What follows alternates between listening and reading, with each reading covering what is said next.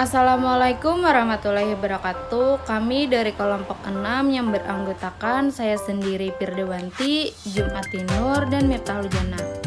Di sini kami akan membahas perangkat pembelajaran IPA di SD dan jenis-jenis perangkat pembelajaran IPA SD. Di sini mahasiswa diharapkan dapat memahami tentang yang pertama yaitu pengertian perangkat pembelajaran IPA di SD. Terus yang kedua ada jenis-jenis perangkat pembelajaran IPA SD. Pengertian perangkat pembelajaran. Perangkat pembelajaran adalah alat atau perlengkapan untuk melaksanakan proses yang mengupakan pendidik dan peserta didik melakukan kegiatan pembelajaran. Perangkat pembelajaran menjadi pegangan bagi guru dalam melaksanakan pembelajaran baik di kelas, laboratorium, dan di luar kelas. Dalam Permendikbud nomor 65 tahun 2013 tentang standar proses pendidik dasar dan menengah disebut bahwa penyusunan perangkat pembelajaran merupakan bagian dari perencanaan pembelajaran. Perencanaan pembelajaran dirancang dalam bentuk silabus dan RPP yang mengacu pada standar isi. Selain itu, dalam perencanaan pembelajaran juga dilakukan menyiapkan media dan sumber belajar, perangkat penilaian, dan skenario pembelajaran. Suhaidi mengemukakan bahwa perangkat pembelajaran adalah sejumlah bahan alat, media, petunjuk, dan pedoman yang akan digunakan dalam proses pembelajaran. Dari uraian tersebut dapatlah dikemukakan bahwa perangkat pembelajaran adalah sekumpulan media atau sarana yang digunakan oleh guru dan siswa dalam proses pembelajaran di kelas. Serangkaian perangkat pembelajaran yang harus dipersiapkan seorang guru dalam menyikapi pembelajaran di kelas.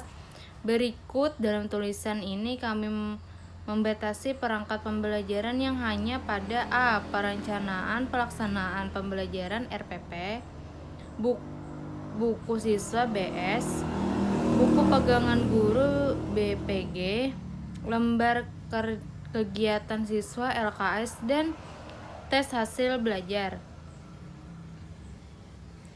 Jadi, perangkat pembelajaran adalah serangkaian media atau sarana yang digunakan dan dipersiapkan oleh guru dan siswa dalam proses pembelajaran IPA di kelas. Apa manfaat dari pendekatan pembelajaran? Perangkat pembelajaran ini dapat mempermudah pendidik dalam kegiatan pembelajaran. Pendidik akan lebih mudah dalam menyampaikan materi tanpa banyak mengingat dan berpikir. Jenis-jenis perangkat pembelajaran. Perangkat pembelajaran apa saja yang harus disiapkan? Yang pertama, silabus. Perangkat ini berisi standar kompetensi dan kompetensi dasar yang harus dicapai untuk mencapai diukur berdasarkan indikator pencapaian. Silabus ibarat ringkasan dari kurikulum karena di dalamnya terdapat target pencapaian, media, dan lain sebagainya. A. Unsur-unsur yang ada dalam silabus. Yang pertama, tujuan dari suatu mata pelajaran yang nantinya akan diajarkan pada peserta didik, memuat beberapa sasaran mata pelajaran yang akan dicapai, memerlukan suatu keterampilan yang akan digunakan untuk menguasai suatu mata pelajaran yang baik, urutan topik-topik yang akan diajarkan pada peserta didik, adanya kegiatan dan berbagai sumber pendukung pembelajaran untuk meraih keberhasilan dan proses pembelajaran, beberapa teknik atau strategi evaluasi yang digunakan. B. Langkah-langkah yang ada dalam silabus. Yang pertama, menentukan sistematika dan menentukan format pada silabus, menentukan kemasan dalam silabus, menentukan kompetensi dasar atau KD, menentukan topik materi pembelajaran beserta uraian terkait materi ajar tersebut, menemukan pengalaman belajar dari peserta didik, menentukan akumulasi waktu dalam proses belajar, menentukan sumber acuan materi ajar, dan pengembangan SP satuan pendidikan. Saya Miftahul Jannah akan melanjutkan presentasi dari teman saya Firdawanti. Saya akan menjelaskan materi tentang prinsip-prinsip yang mendasari silabus. 1. Ilmiah. Ilmiah mempunyai arti bahwa seluruh materi dan kegiatan yang telah dijadikan sebagai muatan dalam suatu silabus harus dapat dibuktikan secara ilmiah. 2. Relevan.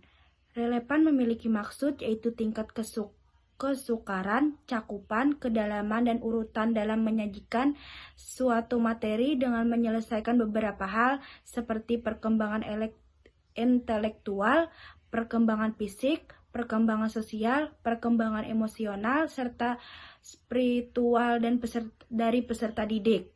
3. Sistematis. Sistematis ialah beberapa komponen silabus yang masih sangat berkaitan secara fungsional dalam pencapaian suatu kompetensi. 4. Konsisten. Konsisten merupakan adanya suatu hubungan yang taat antara kompetensi dasar atau KD, materi pokok, indikator, pengalaman suatu belajar, serta sistem penilaian dalam kegiatan pembelajaran.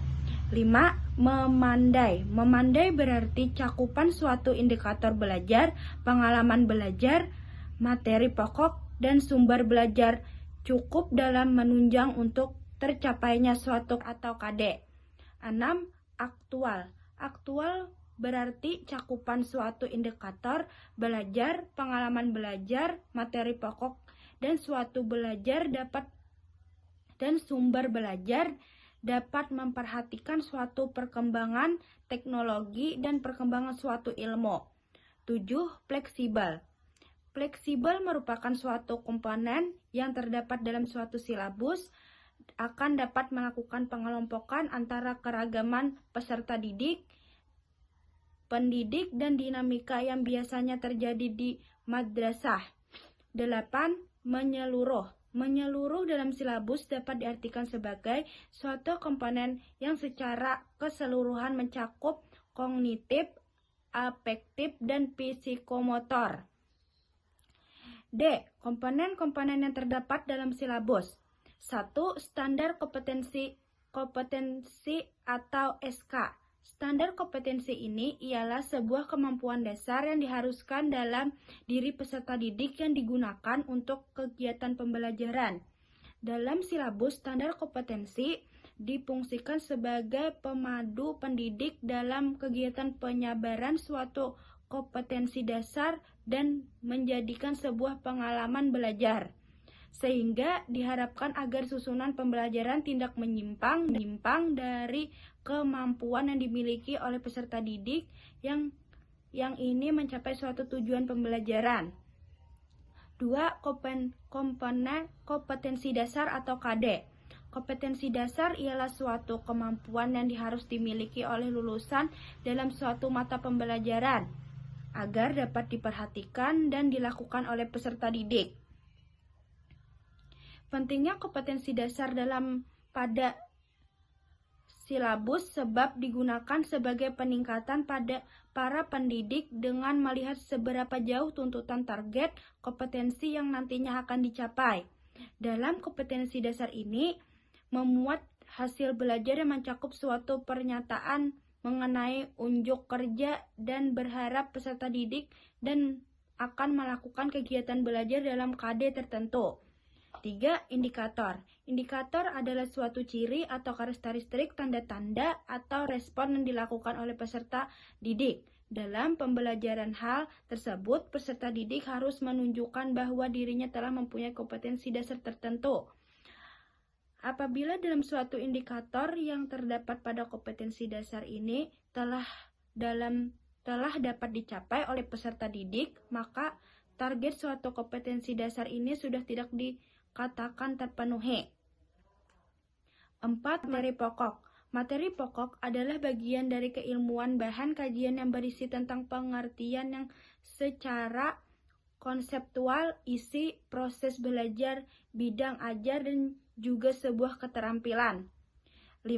Pengalaman belajar. Pengalaman belajar ini berisi tentang susunan kegiatan belajar yang harus dijalankan oleh peserta didik dengan berurutan dan diharapkan dapat mencapai suatu kompetensi dasar.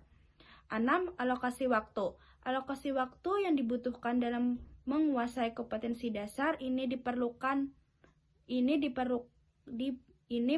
ditentukan.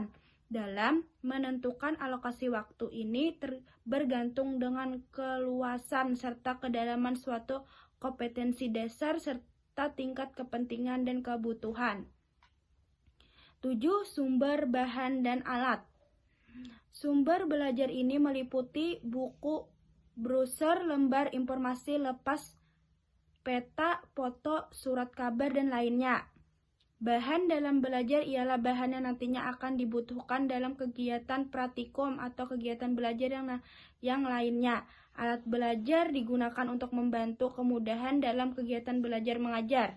8. Penilaian. Penilaian dimaksud ialah susunan kegiatan dalam memperoleh penafsiran dan penganalisis suatu data tentang kegiatan dari belajar peserta didik. Hasil belajar ini dilakukan secara sistematis dan berkesinambungan agar terjadinya suatu informasi yang lebih bermakna. Bentuk penilaian ini dapat berupa proyek tertulis, produk, atau portofolio. 9. Skenario pembelajaran. Skenario pembelajaran ini ialah langkah-langkah yang nantinya dilakukan oleh para pendidik dan peserta didik secara proses belajar mengajar sedang berlangsung. Skenario ini mengarah pada pendekatan belajar yang telah direncanakan dalam proses pembelajaran. 10. Analisis hasil belajar peserta didik. Ini merupakan suatu kegiatan dalam membandingkan hasil belajar peserta didik dengan SKBM yang telah ditentukan sebelumnya. Seperti yang saya bilang, perangkat pembelajaran yaitu jenis silabus ini ada satuan pendidikannya setelah Dharma, Bangsa, mata pembelajaran IPA atau Sains, kelas 5, semester genap, standar kompetensi yaitu memahami hubungan antara gaya, gerak, dan energi serta fungsinya. Ada juga komponennya yaitu berupa kompetensi dasar dan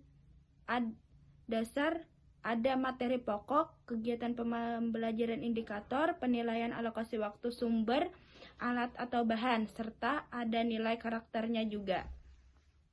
Baik, saya Jumatinur akan melanjutkan jenis-jenis perangkat pembelajaran. Yang kedua, adanya RPP. RPP ini adalah rencana pelaksanaan pembelajaran. Nah, rencana pelaksanaan pembelajaran ini merupakan langkah-langkah yang harus ditempuh oleh guru dalam rangka untuk memberikan pelayanan kepada si peserta didik. Nah, pencakupannya ada model, ada metode, ada pelaksanaannya, evaluasi, serta ada juga instrumen penilaian. Nah, adapun komponen-komponen dalam RPP antara lain adalah sebagai berikut. Ada komponen dalam RPP, yang pertama adanya kolom identitas suatu pelajaran, terus adanya standar kompetensi atau SK, ya ke beberapa RPP ada standar kompetensi SK. Lalu yang ketiga ada kompetensi dasar. Nah, terus yang keempat ada indikator, dan yang kelima ada tujuan pembelajaran. Nah, seperti yang kalian lihat pada bagian samping, di sana ada kompetensi inti, terus ada tujuan pembelajarannya, ada kompetensi dasar yang setelah saya sebutkan tadi, dan ada indikatornya, dan juga ada tujuan pembelajarannya. Nah, terus next, yang keenam ada materi ajar atau materi pokok. Nah, yang ketujuh ada materi persyaratannya. Yang kedelapan ada alokasi waktu. Yang kesembilan ada metode dalam pembelajaran. Dan kesepuluh ada kegiatan proses pembelajarannya, ada penilaian, dan juga yang ke-12 sumber belajar. Nah, di sini materi ajarnya tidak terlihat, namun ada di contoh paling bawah. Di next selanjutnya, adapun dari sumber belajarnya, di sini ada sumber dari buku siswa tema yang bersumberkan dari buku si siswa tersebut. Terus alokasi waktunya ada 115 menit, ada 180 menit. Nah, next. Di sini materi pembelajarannya. Dalam contoh adalah mencermati teks non-fiksi yang disajikan, siswa mampu menemukan pokok pikiran dalam bacaan. Itu yang dibuat dalam materi pembelajaran. Nah, terus ada lampiran kedua itu adalah penilaian. yang dimana penilaiannya itu dalam bentuk non-test atau tulisan non-fiksi. Nah, terus instrumen penilaiannya dengan berbentuk rubrik. Nah, rubrik ini digunakan sebagai pegangan guru dalam memberikan umpan balik terhadap tugas, membuat tabel, dan penggolongan hewan berdasarkan jenis makanannya. Nah, itu yang disebut dengan rubrik dalam instrumen penilaiannya.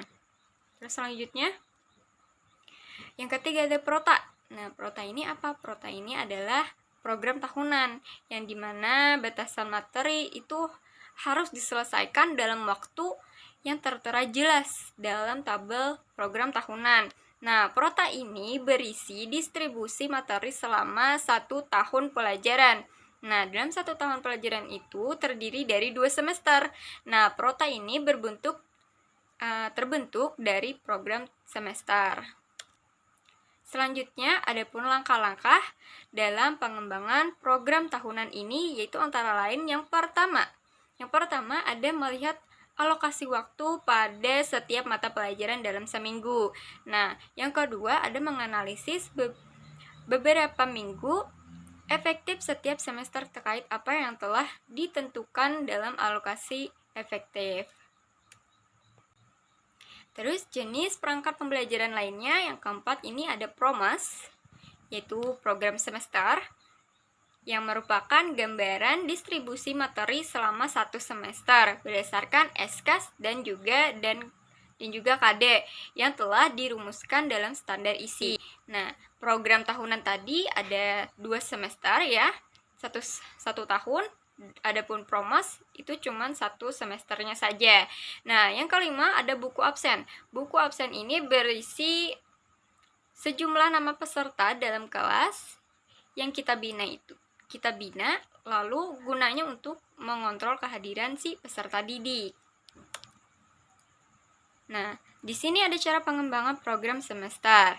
Cara pengembangannya yang pertama, menentukan standar kompetensi atau SK-nya dan kompetensi dasar KD yang ingin dicapai oleh pendidik dan peserta didik. Terus yang kedua, melihat program tahunan yang sebelumnya telah disusun dan penentuan alokasi waktu setiap standar kompetensi dan kompetensi dasarnya. Yang ketiga, menentukan bulan dan juga minggu kegiatan pembelajaran kompetensi dasar itu akan dilakukan. Selanjutnya, jenis perangkat pembelajaran yang keenam. Itu ada buku jurnal. Buku jurnal ini berisi beberapa catatan, penilaian, perilaku, serta peserta didik dalam pembelajaran pada saat dilaksanakan. Mulai dari kedisiplinan, mulai dari tanggung jawab, kerjasama, dan lain sebagainya. Yang ketujuh ada buku penilaian. Buku ini digunakan untuk menyimpan data-data hasil evaluasi si peserta didik. Terus selanjutnya ada yang kedelapan ada bundle portofolio, yang dimana tugas ini dikerjakan oleh siswa terus dikumpul menjadi 1 bundle yang biasanya digabung per kelas bahkan per individu. Gunanya untuk mengetahui perkembangan kompetensi si peserta didik, perubahan peserta didik terhadap penerimaan materi yang telah disampaikan oleh guru. Nah, terus melalui bundle ini juga seorang guru dapat menyimpulkan keberhasilan pembelajaran di kelasnya. Terus yang ke-9 ada bank soal, di mana bank soal ini adalah buku yang berisi sekumpulan jumlah soal yang akan diberikan kepada si peserta didik. Nah, terus yang ke-10 ada media. Media ini adalah media dalam bentuk menyajikan si pembelajaran itu bagaimana. Nah, media ini adalah salah satu faktor yang menjadi penentu dalam keberhasilan pembelajaran. Nah, terus media ini dibutuhkan inovasi dan juga kekreativitasan si guru untuk menentukan media yang diperlukan dalam kaitannya dengan pokok bahasan yang diberikan. Terima kasih, sekian dari kami kelompok 6. Assalamualaikum warahmatullahi wabarakatuh.